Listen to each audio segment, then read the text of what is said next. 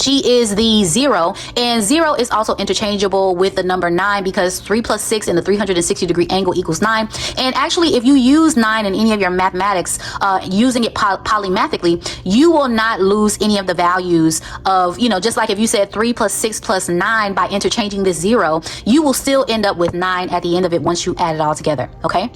So 1 equals the phallus, and like I said in the other video, 1 is 1 of 360 of a degree of the circle. And in order for the masculine or the divine masculine to get to this point in this entire numerical story of, the 13th bloodline, and you're talking about the Trinity, and then going into the 4, which is the 13th bloodline, to get to the 5th dimension, you're going to have to traverse through Earth School. And this is the male story of him getting from here to here. Okay, he needs to be 100% interchangeable.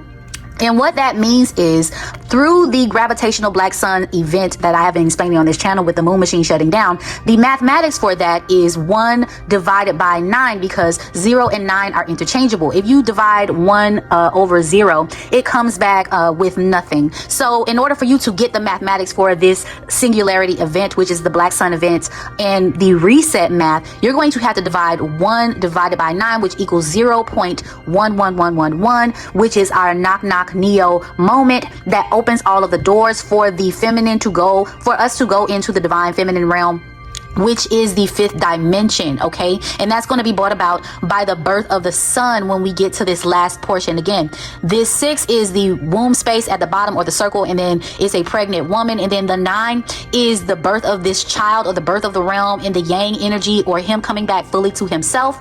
And it's kind of like Rafiki holding up Simba, the birth of this child or this man being the full completion of the divine masculine and his ascension into his supreme divinity by rescuing the divine feminine and, basically saving the realm, the eagle landing. Okay, these two individuals coming together to resurrect the 13th bloodline and bring this divine child into the realm, as I explained before. Okay, so just to give you a little quick breakdown of the mathematics, if you look at the twin snake story and you're talking about these two energies that are polar opposite, masculine and feminine, okay, then you're talking about 12 and 15. And the reason why I put a 1 here, because 1 is the basis of all of, this entire story. You're talking about a 1 and a 1, which is 11. Again, we're looking at numbers very nebulously. Okay, so let's just use this as an example so we can get all of the story here. All right, so half of 12 equals 6. However, 1 plus 5 equals 6. Half of 15 equals 7.5. However, 7 plus 5 equals 12. So you see how the numbers kind of interchange into each other, right? 12 plus 15 equals 27. And 2 times 7 equals 14. Again, we're back here to this equal has landed energy, or the 5 energy that is here. And then you have 1 minus 2 equals 1, and 1 minus 5 equals 4, which brings us to 14 also again. And then you have 2 plus 7 equals 9.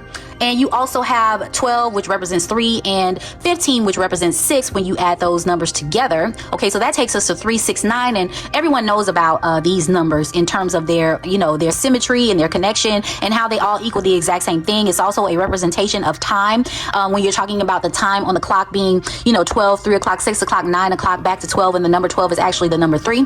So you have here 3 plus 6 equals 9, and then 9 plus 6 again equals 15, and 3 plus 9 equals 12, which is the same iteration of those numbers, just divided out. And again, this is the entire story. Like, all of the numerical values are represented in this particular pattern in some way. And this is just to show you how numbers connect. There are other numbers that you could do like this, and you can kind of play around with them. But this is what you call polymathic thinking, where you are taking these numbers and you're looking at things nebulously, not looking at them in, just as numbers, but you're looking at them as geometrical shapes, sacred geometry, patterns, and you're looking at them as divine symbology of the building blocks of all of reality, which is the matrix.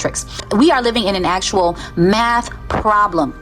Okay, so when this matrix was set up, it was basically set up with the premise of everything being a grid of light. And the grid of light is basically divided up in 196 squares, which is a palindromatic pattern, or this number that is lycro, that cannot go backwards. Okay, it's a set number, and you can't do anything more to it.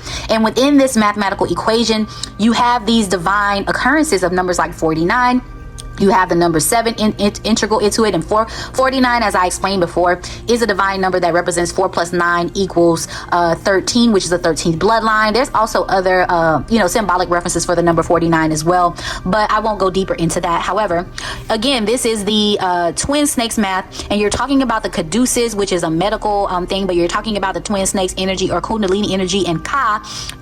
You can say Ca, that's how they spell it, but I say Ka is probably better because this is a representation of the soul. Ka is Ka, like the Egyptians would say. And you're talking about the deuces, which deuce means two in Spanish, okay? So you're talking about the twin souls, okay? When you're talking about the caduceus, and this can go in an even deeper rabbit hole, but I won't go there. But we're always going to lead back to these two energies that I said are represented as the two witnesses. You have the Ankh, which is the 5th dimension, because you're talking about the mother, father, son, daughter energy versus it being father, son, and Holy Spirit, which is just a 3 or a cross. What was sacrificed was the womb space when you talk about religion, which is the religion, okay, which I will get into another video talking about how a lot of this grimoire within the Bible is connected to the legion, and we are legion, we are many daemon spirits that are a part of the 72 daemons of Goetia, okay? But when you're talking about the 5th dimension, and we're talking about going from 3D to 5D, we're going from 3D, which is the cross dimension, and we're going into 5D, which is the Ankh dimension, and this includes an additional dimension of the womb space. We are leaving these two one-dimensional planes that are crossed, that are all masculine, and we are preparing a new dimension that includes the womb space, which is the Ankh, okay? And as I explained in another video, if you take the flower of life and you create all of these different circles, right, and you just keep taking circles, this is a representation of us all reincarnating in through the moon machine, and we keep looping through time, and we're all crossing paths, and we're having lives together, creating and weaving a story together, which eventually will create the Ankh, or basically this being the key, all right? And these two individuals, with everything that we have all traversed through, with everything everyone has contributed to in their lives and kind of laying the groundwork, we are all one soul family, and in the end these two individuals will be the ones, or the keys, to unlock the new dimension by bringing in or birthing this man child, which is the 9 energy, this perfect child being that is going to be brought into the realm, which they are so against him being born, okay? So next we will get into a little bit more of the gematria, but I hope you enjoyed this message, and per usual, like, share, and subscribe, and put a comment down in the comments just to let me know what you think of this content overall. Thank you for watching. Peace, love, and light.